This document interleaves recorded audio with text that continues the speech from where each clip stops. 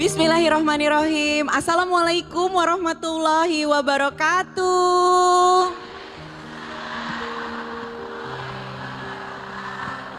Masya Allah, Alhamdulillah, Allahumma sholli ala Sayyidina Muhammad wa ala ali Sayyidina Muhammad. Pemirsa kajian hati kembali ke hadapan pemirsa. Pasti sudah sangat dinantikan oleh pemirsa kajian hati dan juga para bunda yang ada di Masjid At-Thahir ini. Dan seperti biasa kajian hati hadir bersama Ahilman. Assalamualaikum Waalaikumsalam warahmatullahi wabarakatuh. Dan kajian hati kali ini hadir dengan tema Ya Rob, jagalah hatiku dari tipu daya dunia akhir zaman. Masya Allah. Bismillahirrahmanirrahim. Assalamualaikum warahmatullahi wabarakatuh.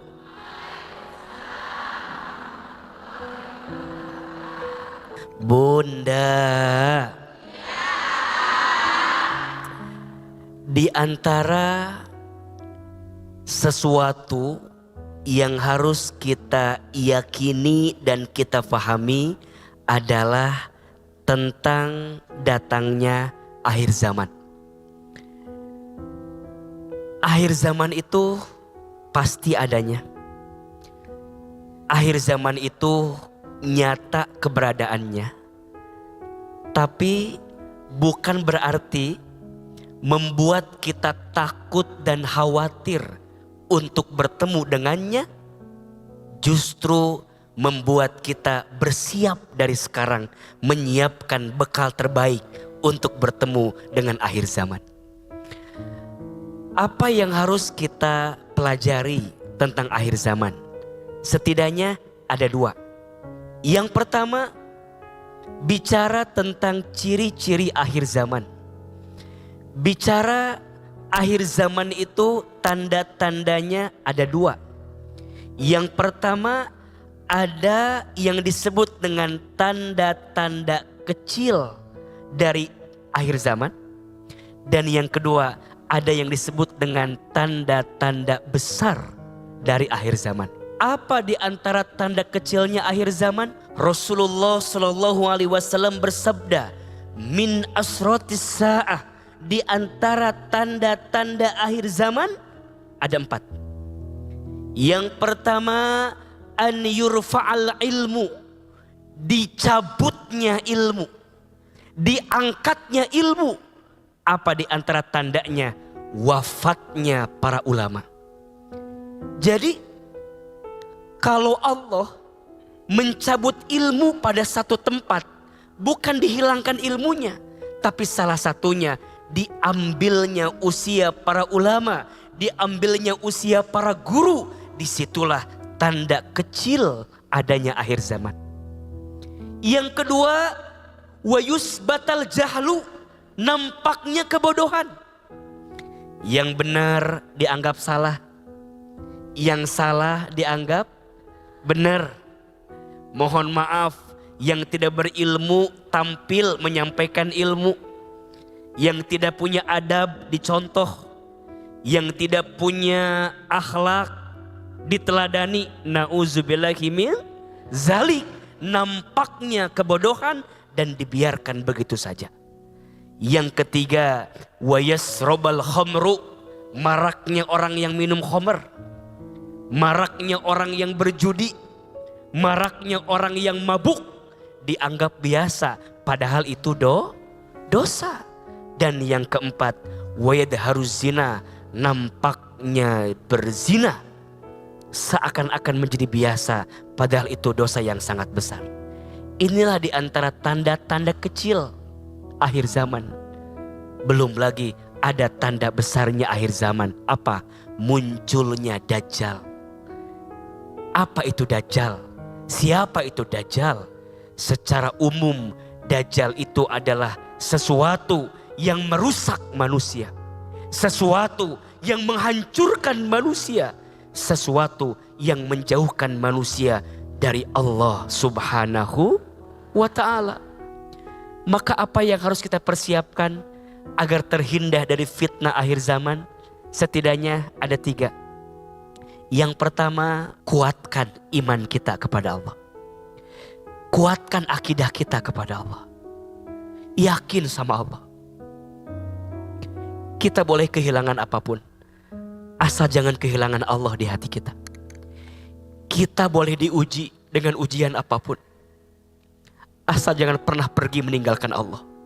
Karena yang bisa menguatkan kita hanya siapa? Hanya Allah. Yang kedua, sibuklah dengan amal soleh. Kita bukan manusia yang sempurna, iya. Kita bukan manusia yang luput dari dosa, iya. Tapi percayalah, kita masih punya kesempatan untuk menjadi orang baik. Maka saat punya kesempatan jadi orang baik, sibuklah dengan kebaikan. Niscaya kebaikanmu bisa menutupi keburukanmu di masa lalu. Dan yang ketiga, tambahkan ilmu. Kita harus sibuk dengan ilmu. Jangan berhenti belajar. 3 saja. 1, tingkatkan imannya. 2, sibukkan dengan amal solehnya. Dan yang ketiga, tambahkan ilmunya. Mudah-mudahan Allah menjaga kita semua dari fitnah akhir zaman. Amin ya Rabbal Alamin. Kajian hati. Tenangkan. Jadi siapa bunda yang mau tanya? Angkat tangannya bunda, silakan. Assalamualaikum warahmatullahi wabarakatuh. Waalaikumsalam warahmatullahi wabarakatuh. Tata Deswita, AA, Unten ya. Saya Poppy Sofia. Saya itu mau tanya sama AA. Saya tuh backgroundnya ini A. Seorang cewek yang tomboy. Cewek yang hobi motoran A. Kesannya tuh mungkin kelihatannya strong. Cuek. Terus di luaran tuh kayaknya nggak pernah ada beban, happy terus di mana-mana. Tapi sebenarnya di dalam diri saya juga kan banyak kayak apa ya A ya, kayak kecemasan gitu ya A ya. Apalagi ketika saya punya anak, saya sempat kayak ada baby blues juga. Banyak kekhawatiran, bener ya ternyata menjadi seorang ibu tuh tidak mudah gitu loh A.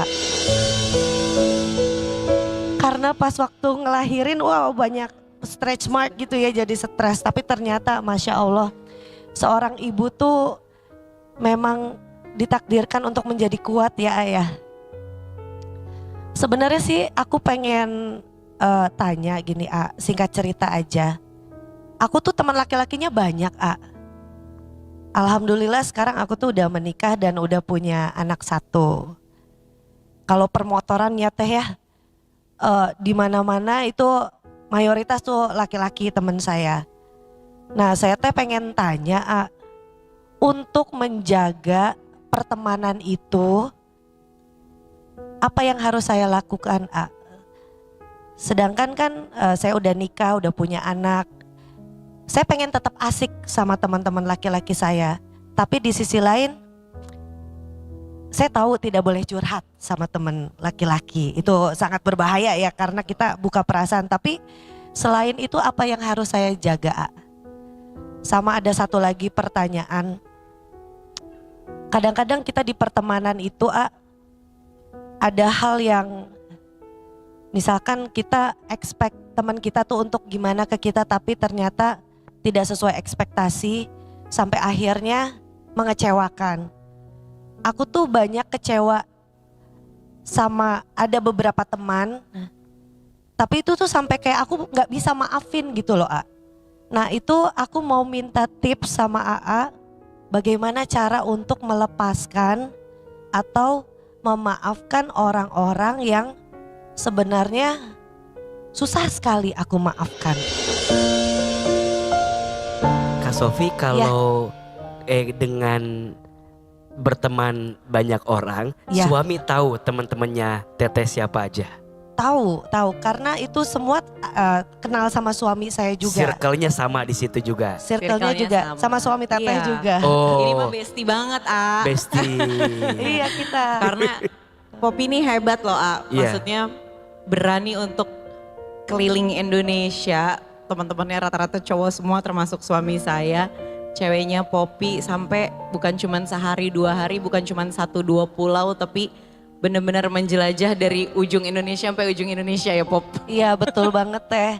Nah kan kalau itu tidak semuanya perempuan gitu loh Iya, ya teh ya. mostly hampir 80% isinya semua cowok gitu Gitu. Tapi Kak Popi pernah merasa izin ya, Ya. merasa resah gitu. Kayaknya harusnya nggak begini deh. Pernah nggak di titik itu atau ngerasa udahlah aman gitu? Sebenarnya ada momen aku pernah menghadapi situasi seperti itu ya ya. Cuma itu harus dari akunya sendiri yang menarik diri. Karena biar gimana pun tidak semuanya itu bisa berjalan dengan baik kalau kitanya ikut-ikut aja. Gitu. Ada momen ya aku kayaknya ini enggak nih, ini enggak gitu. Tapi mungkin aku butuh arahan kayak yang lebih spesifik gitu loh Kan kadang-kadang kita kagok maksudnya mau nolak nanti dikira sombong gitu. Tapi di sisi lain ini kayaknya udah menyalahi aturan ya gitu kayak menurut aku gitu sih Baik. Mangga. Bunda, Ya ada dua hal yang ingin coba Ahilman sampaikan. Yang pertama terkait hubungan pertemanan antara laki-laki dengan perempuan. Pertama secara izin dulu. Izin. Jika perempuan itu belum menikah, ketika dia mau bergaul, mau berinteraksi, mau melakukan kegiatan, harus dapat izin dari ayahnya. Adapun ketika perempuan itu sudah menikah, ketika dia mau bergaul, mau berinteraksi, mau berkegiatan, harus dapat izin dari siapa? Suami. Karena di situ ada tanggung jawab suami untuk memastikan dengan siapa istri berteman, dengan siapa istri bergaul, apa yang istri lakukan. Maka mohon maaf, Bunda sayang, jangan kesel kalau suami nanya, teman Bunda siapa aja. Jangan kesel kalau suami nanya, Bunda hari ini mau kemana saja. Kenapa?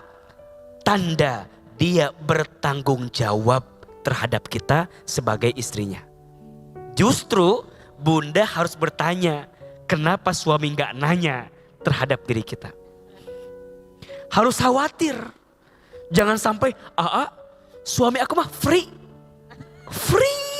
Bebas gitu ya. Bebas. Aku mau kemana juga gak pernah ditanyain gitu ya. Justru itu masalah. Tuh Bu, jangan senang berarti kalau keluar rumah dicuekin ya Bu. Justru itu masalah. Suami yang benar, suami yang bertanggung jawab, nanya. Mau kemana, ngapain aja, dengan siapa, tanda suami itu bertanggung jawab. Yang kedua, kalau kita berinteraksi dengan lawan jenis tentu ada batasan. Apa diantaranya? Mohon izin. Laki-laki yang lemah apanya? Mata. Matanya, maka tundukkan pandangan. Perempuan jaga telinga. Karena bisikan-bisikan itu bisa mempengaruhi dirimu. Maka mohon izin, di antara filosofi kenapa perempuan itu diharuskan menggunakan hijab dan hijabnya menutup telinganya, salah satunya agar telinga itu terjaga dari pembicaraan-pembicaraan yang tidak baik. Apalagi itu dari lawan jenis, apalagi bercandaannya memancing ke arah yang tidak baik. Izin ya, sudah tahu ini tidak boleh, hindari ngobrol berduaan. Kalau bahasa agamanya kholwat. Hindari berkholwat berdua dengan lawan jenis. Karena yang ketiganya syaitan. Dan godaan syaitan itu aduwwum mubin, musuh yang sangat nyata untuk kita. Yang ketiga, saat kita berinteraksi, hindarilah pembicaraan-pembicaraan yang tidak bermanfaat. Maka kadang kita harus memilah-milih. Dan mohon maaf, apalagi kalau sudah usia bertambah, sok tanya, Bunda makin usia bertambah, temen makin banyak atau makin dikit? Circle-nya makin kecil. dalam hal ini untuk memfilter. Maka nanti pertanyaan selanjutnya, siapa ciri teman yang baik itu? Ada 3. 1, teman yang baik itu dia yang ketika bersamanya membuat kita makin dekat sama Allah. Maka teteh punten izin sesibuk apapun touring kemana-mana, motoran kemana-mana, kalau bisa pas waktu sholat mah berhenti mampir sholat dulu. Jangan sampai kesibukan dunia kita melupakan sholat kita. Setuju? 2, teman yang baik itu teman yang kalau bicara membuatmu makin ingat sama Allah. Ajakannya kebaikan terus. Maka teman yang baik itu bukan yang membenar-benarkan perbuatanmu, tapi yang membenarkan perbuatanmu. Sama apa beda? Beda. Kalau membenar-benarkan kamu salah, dia biarin. Tapi kalau membenarkan kamu salah, dia benerin. Makanya bunda, pemirsa Trans TV, bersyukur kalau punya teman yang cerewet dalam kebaikan. Mahal harganya. Dan yang ketiga, teman baik itu teman yang siap hadir saat suka maupun duka, saat lapang maupun sempit. Kalau teteh udah punya teman seperti itu, pegang erat-erat, jaga baik-baik, tapi pastikan batasannya agar kemudian tidak melanggar apa yang Allah tidak inginkan dalam hidup kita. Pertanyaan terakhir, beliau bertanya, "Aa, bagaimana caranya untuk memaafkan orang yang pernah menyakiti?" Menurut saya memaafkan itu butuh proses. Sembuh dari luka itu butuh waktu. Maka dari mana mulainya? Dari hati. Pahami bahwa memaafkan itu bukan karena kita kalah dan menyerah. Tapi memaafkan itu perintah dari Allah. Maka sesakit apapun, seluka apapun, aku berusaha memaafkan. Bukan karena aku kalah, bukan karena aku menyerah, tapi karena aku tahu ini perintah Allah. Dari situ maka nanti kita belajar apa pahala yang Allah siapkan untuk orang yang memaafkan. 1, orang yang memaafkan itu dicintai Allah. 2, orang yang memaafkan itu diampuni dosanya sama Allah. 3, orang yang memaafkan itu ditenangkan hatinya.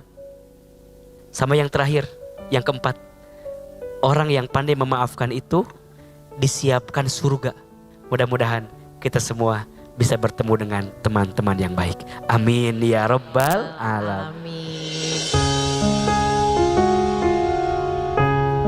Pernah ketika aku jauh banget dari agama ya waktu itu, bukannya aku sok-sok ini nih, sok-sok sekarang udah paling deket ya, enggak juga gitu. Ya ini mau percaya nggak percaya ya, momen aku pas mentoknya itu sampai kayak gue harus ngapain lagi gitu. Tadinya tuh aku kayak mau berdoa aja udah males gitu, kayak yang gue mau minta sama siapa lagi gitu. Kalau kasih gue kayak gini sih gitu, sempet kayak ini maksudnya apa gitu. Tapi ada momen aku tuh pas ketika kayak udah terperosok di bawah, yang bisa gue lakukan adalah akhirnya aku kembali berdoa gitu loh. Kayaknya gue harus sholat deh.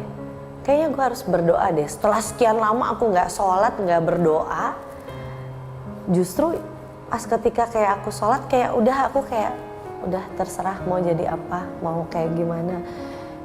Ada momen sih aku nemuin kayak aku pasrah gitu, kayak ya udahlah, aku nyerah. Tuhan maafkan kalau aku ugal-ugalan, tapi ya aku mohon ya dibangunin lah ini gitu. kayak gitulah ya pernah sampai akhirnya ya punya semangat lagi buat bangun, buat bangkit, buat menjadi orang yang lebih kuat, yang lebih keren dalam artian mentalnya ya, kayak gitu sih.